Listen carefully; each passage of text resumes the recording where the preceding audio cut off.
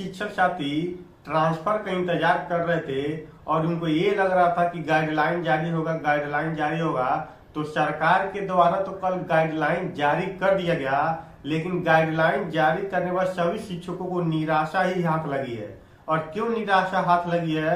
क्योंकि सबका ट्रांसफर नहीं होगा। क्यों नहीं होगा मैं आपको बताता हूँ। उससे पहले यदि चैनल पर नए हो तो चैनल को सब्सक्राइब, वीडियो को लाइक जरूर करें, क्योंकि शिक्षा विभाग से जुड़ी खबर मैं आपको ऐसे ही बताता रहता हूँ। बात यह कि सरकार के द्वारा जो कल गाइडलाइन जारी हुआ, इसमें साफ साफ लिखा है कि 10 विकल्प में से आपको एक विकल्प में भी सीट खाली नहीं रहता। कारण मतलब 10 विकल्प आपको वरीयता के क्रम में देखा जाएगा। अगर उसमें सीट खाली नहीं रहता है तो आप जहां पे हैं वहीं पर रह जाएंगे, आपका ट्रांसफर नहीं होगा। पिछले बार कहा गया था कि यदि 10 विकल्प में से कहीं भी सीट खाली नहीं रहता है तो अगल बगल के विद्यालय में, पंचायत में आपको पदस्थापित कर दिया जाएगा, जिससे शिक्षकों के मन में थोड़ा सा संतोष का भावना था कि चलो 10 विकल्प में नहीं तो अगल बगल के पंचायत में तो आ जाएंगे, लेकिन ऐसे में नहीं है।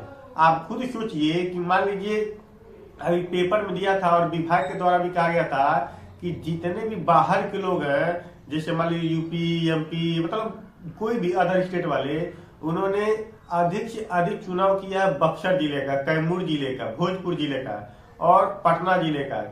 मेन बात है कि इन चारों पांचों जगहों में जितना सीट नहीं है उससे 5 गुना से अधिक आवेदन आए हैं। इससे तो उन सबका ट्रांसफर नहीं होगा। 5 गुना जब आवेदन आए हैं तो जितने लोग ट्रांसफर चाहते हैं उनका सबका कैसे हो पाएगा? क्योंकि जितने लोग वहां से दूसरे जगह जाएंगे उतने ही लोग वहां पे पदस्थापित होंगे। तो आप कह रहे हैं कि 10 विकल्प में से नहीं मिलेगा तो जो लोग हैं वहीं पर रह जाएंगे। ऐसे में आप खुद बताइए ना कि कितने लोगों का ट्रांसफर हो पाएगा। आप खुद बताइए कि वरीयता का क्रम यदि देखा जाएगा, कहने मतलब जो आपने 10 विकल्प दिया है उसके आधार पर ही ट्रांसफर होगा।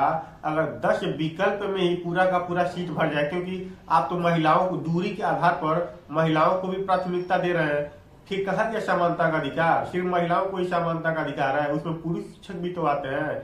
मुझे ये लगता है कि आपको एक बार फिर विचार करना चाहिए, चाहे महिला हो चाहे पुरुष हो, सबका एक समान, एक बराबर, एक ही बार ट्रांसफर करना चाहिए। ये नहीं है कि महिलाओं का पूरा सीट भर दें, उनका ट्रांसफर कर दें और पुरुष शिक्षक साथी के लिए सीट ही न बचे। ऐसे में उनके आवेदन करने का मतलब ही क्या रह जाएगा?